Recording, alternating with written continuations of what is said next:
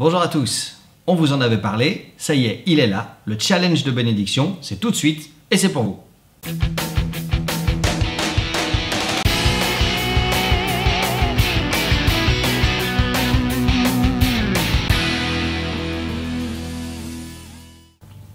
Explication. Dans notre vie spirituelle et dans notre vie de prière en particulier, nous espérons tous pouvoir un jour arriver à faire la même chose que Jésus faisait, notamment quand il commandait les esprits ou qu'il parlait aux démons, un peu comme ça.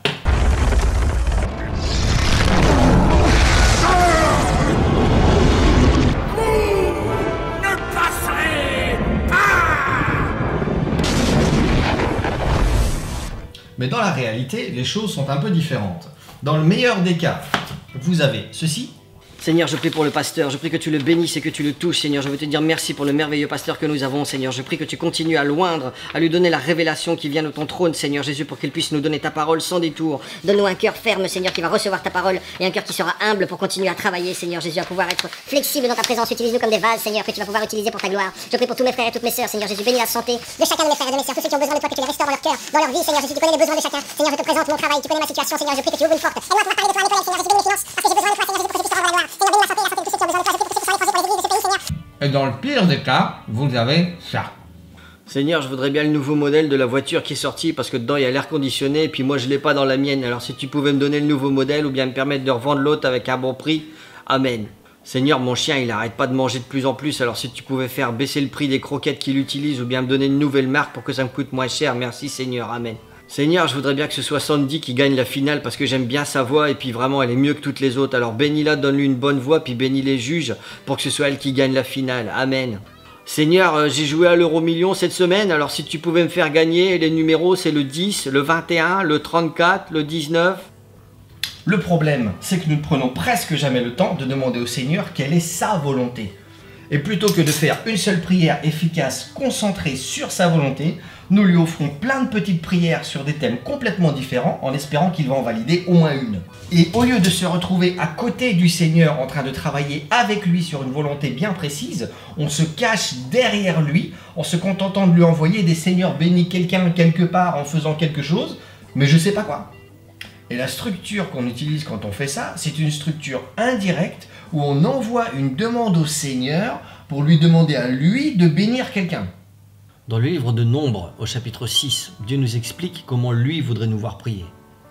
Au verset 22, il dit « Le Seigneur dit à Moïse, dis à Aaron et à ses fils, vous bénirez comme ceci les Israélites, en leur disant que le Seigneur te bénisse et qu'il te garde, que le Seigneur fasse briller sa face sur toi et qu'il t'accorde sa grâce, que le Seigneur lève sa face vers toi et qu'il te donne sa paix. Ainsi, ils placeront mon nom sur les Israélites, et c'est comme ça que je les bénirai. » Et là, on est dans une philosophie complètement différente.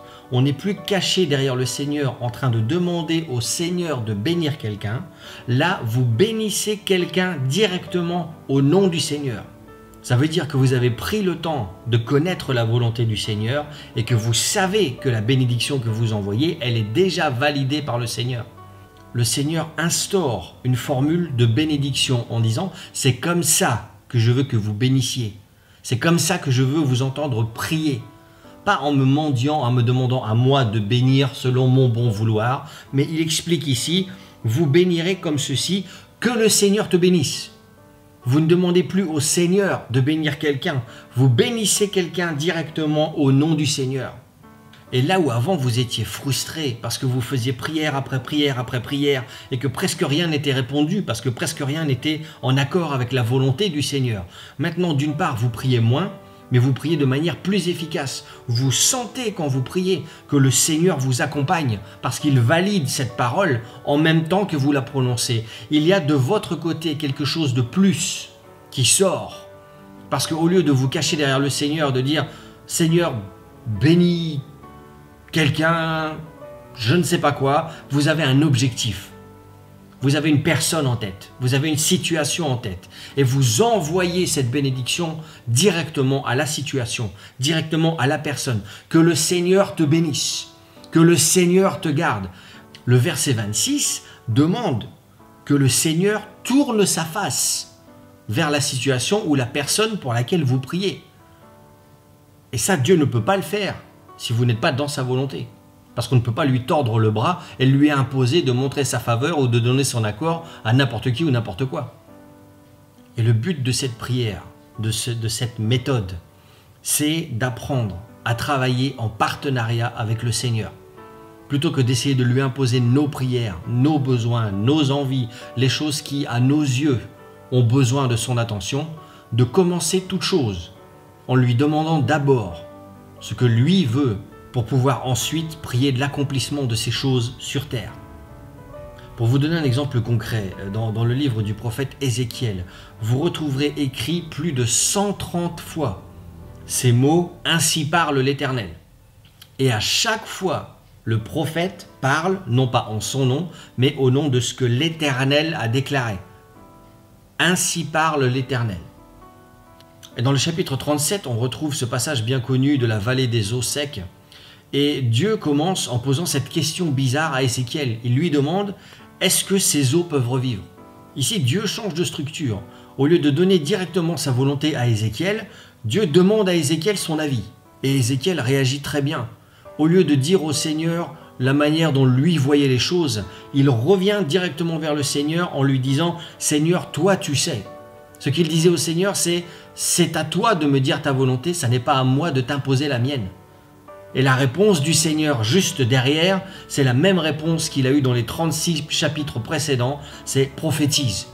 Prophétise à ses eaux, prononce une parole en accord avec ma volonté et je vais accomplir cette parole. Et si vous lisez la fin de l'histoire, le Seigneur a redonné la vie à ses eaux, il a soufflé son esprit dans ses eaux et ces eaux sont devenues une grande armée. Et le chapitre 38, le chapitre qui suit, nous explique que cette armée, c'est le peuple d'Israël. C'est nous, symboliquement, aujourd'hui. Le Seigneur est prêt à redonner la vie, il est prêt à souffler son esprit, il est prêt à faire des choses formidables. Il a juste besoin d'une personne qui va prophétiser en son nom. Il cherche quelqu'un qui va arrêter de se cacher derrière lui sans savoir ce que Dieu veut. Quelqu'un qui va descendre sur ses genoux et qui va prendre le temps de dire « Seigneur, je veux accomplir ta volonté, je veux prophétiser ta volonté. Seigneur, quelle est ta volonté? Quelle est la personne que tu veux bénir? Quelle est la situation que tu veux changer ?»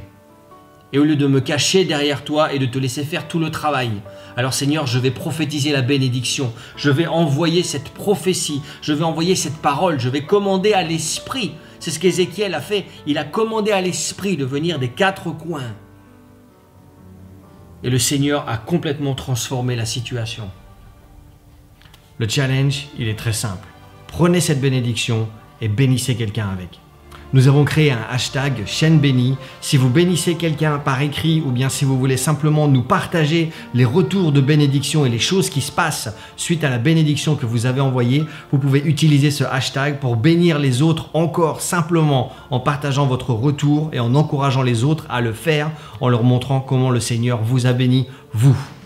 Et le but de ce challenge, c'est ça. C'est que vous puissiez prendre cette chaîne de bénédiction et que vous puissiez la continuer là où vous êtes et que vous puissiez continuer à propager cette bénédiction sans qu'elle s'arrête. Envoyez-le par email, envoyez-le dans un message, téléphonez directement à une personne, allez la voir directement pour lui partager cette bénédiction que le Seigneur met sur votre cœur. Peu importe la manière dont vous le faites, mais faites-le. Bénissez vos frères, bénissez vos sœurs, bénissez vos conjoints, vos pasteurs, vos missionnaires, vos amis. Tout le monde a besoin de cette bénédiction et c'est une bénédiction que Dieu a déjà validée parce que c'est lui qui nous l'a donnée dans sa parole. Le challenge de bénédiction, c'est tout de suite et c'est avec vous.